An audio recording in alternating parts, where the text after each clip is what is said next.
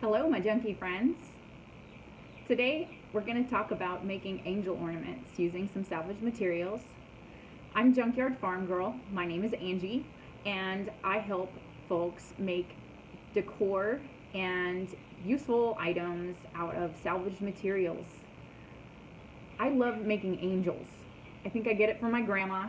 She collected them for years, and for some reason I find myself using salvaged materials to throw together angels every year. So I found all these thread spools in a box of auction junk, and I've just been kind of hanging on to them, and I finally figured out what to do with them. So what I'm going to do is I'm going to show you how to put together this angel kit today. I have kits on hand. Here's what they look like packaged. And in each kit, you're going to get a large, a medium, and a small spool. Can you see that? Large, medium, small.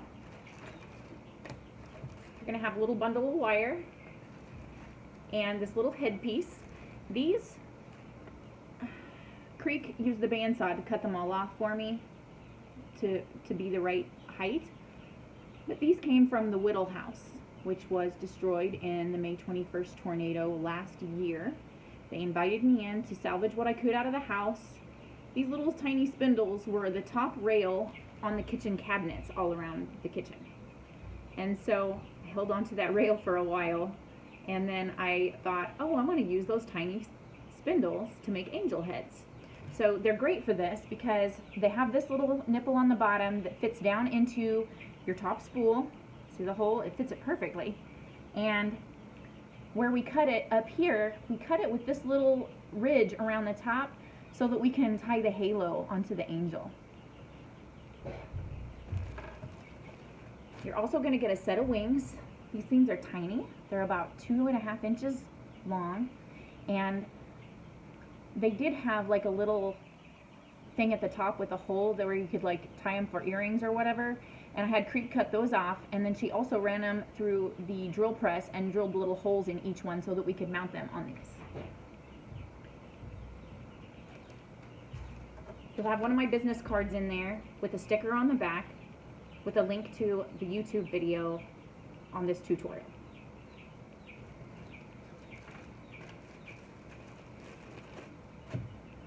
So a couple items that you're going to want to have on hand: wire cutting pliers and glue. I love E6000, that's what we use.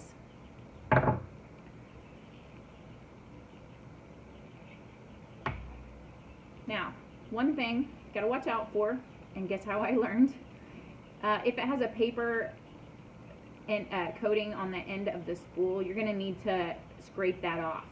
Otherwise, if you just glue paper to paper, it could come apart later. So I'm just going to put a little bit of E6000 on here. It doesn't take a lot. And then I'm going to firmly press and turn that middle spool. Press it on there.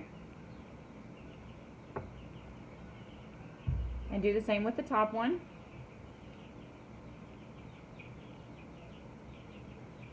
And then our little wooden headpiece, we're just going to put one little dot of glue on one side of that little nipple on the bottom, and then whenever you put it in the hole, lower it in slowly and turn it at the same time to spread that glue all the way around. Okay? So there, that's done. You're going to have to let that sit and dry overnight.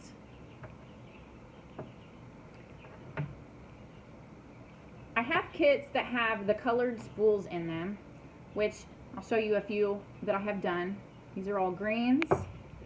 This is kind of a sherbet ice cream colors. Here's some blues. It's really dark blue at the bottom. Let's see, here's a yellow. I really like that one. It's very sunshiny. And here's pink and purples. And this one's my absolute favorite because somebody salvaged a bunch of string and wrapped it around this spool, and I just love the colors in this one. I'm keeping this one for me. So the finished angels are $10. The kits are $8. Now, I have 12 of the colored spool kits, and then I have 20 of the plain spool kits. Now, the merits of having the plain spools, I'm going to show you. I love old antique dresser scarves and old embroidery. I cut up a dresser scarf and put on this one to decorate her center. It was a blank spool. And I added it to 2 colored ones. But let's see. I thought I had one that was all dressed up. This one, I dressed up the bottom one with embroidery and the top one with like that crocheted edge off of the same scarf. So that's what's really neat about having the blank spools, is that you can decorate them however you want with vintage fabric, new fabric. You can make it whatever color scheme you want. So you have a choice between the 2 kits. So now I'm going to show you how to attach these wings. You're going to unspool your little thing of wire, and you're just going to kind of lightly fold it in half. And then you're going to take that center and put it at the top of the top spool, and then pinch your wire between your thumb and forefinger on the back side and twist your angel around 3 times. One key to not breaking your angel apart after you've glued it and it is cured is to try and just handle it by this top spool. And that'll keep you from breaking it apart. So your wings, you're going to put them together with the holes lined up. And then our 2 pieces of wire are going to go through that hole.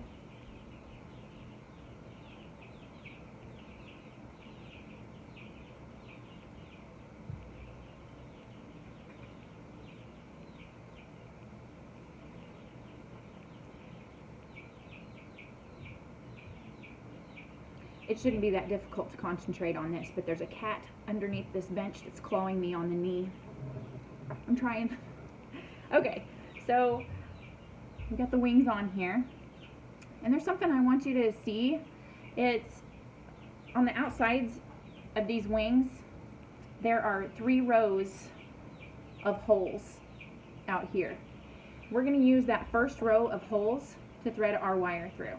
So we've got both strings of our wire through the center holes, and now we're going to take 1 piece of wire and the second hole from the top on that very center row. You're going to string your wire through it, pull it tight, and go around the front of the angel into the same hole on the opposite wing. Okay? Now we're going to do the same thing with the other piece of wire, but we're going to start on the opposite wing first. Put it through that center hole, or the second hole.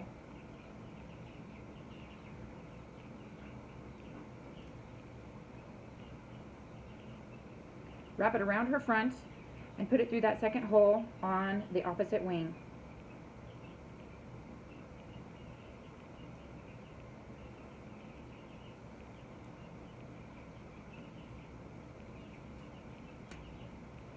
Now I'm going to pull it tight, and I'm holding it by this top spool. I'm holding the wire between my thumb and forefinger, and I'm going to twist my angel a couple, 3 times. Now for the finish, I'm going to take this 1 piece of wire, and I'm going to put it right through the crack in between the 2 wings up here, and I'm going to bring it up to this top piece, and I'm just going to lightly wrap it around 3 times and let it end in the back. Okay, now I'm going to do the same thing with the other piece of wire, but I'm going to start on the opposite side of the head. Wrap 3 times, and then I'm going to hold the wire between my thumb and forefinger, and I'm going to twist a couple, 3 times.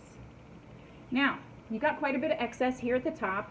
We're going to use our wire cutters and cut those wires about 3 inches long. And now, we'll put them together. Twist them together just a little. And there you have wings attached and a hanger, a halo intact. Okay? So if you don't want to hang this from a tree and you just want to have it be a shelf sitter, just bend this down and then it does just fine. Okay. Okay, so a couple other material options. I gather materials like wild whenever I'm getting ready to do something like this. So I got into several other medium. So this is a wine cork, a thread spool, the 2 wings, and then this is super simple. This is just a tiny tack nail. And I put some E6000 on the tack nail and then just pushed it in there with my thumb. It was really easy. It might take a little bit of tapping, and you might want to attach the wings to the cork before you glue it to the spool. And then just do like we did the halo, make a little hanger. So that one's super simple. You would require a drill with a 1/4 inch bit, and you'll have to drill a little bit of a hole in your wine cork so that her head will go down in there, and you can glue that in place, okay? And then this is like my favorite. This is a champagne cage. There's a trick to this. Before you do anything, you want to squeeze these wires so that this little cap on the cage doesn't fall out on you. Ask me how I know. And then I just glued a small spindle to the top of the cage, and then I glued the head on, and I attached the wings just like we did with the spools. I tied it on there. And then you can also go this route.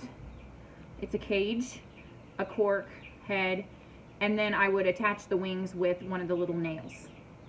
So I have 10 of these available, 10 of these type of kits that I can send out, and they're the same price, so they're $8. That covers the angel making tutorial. I'm Junkyard Farm Girl, and I hope I helped you create something today.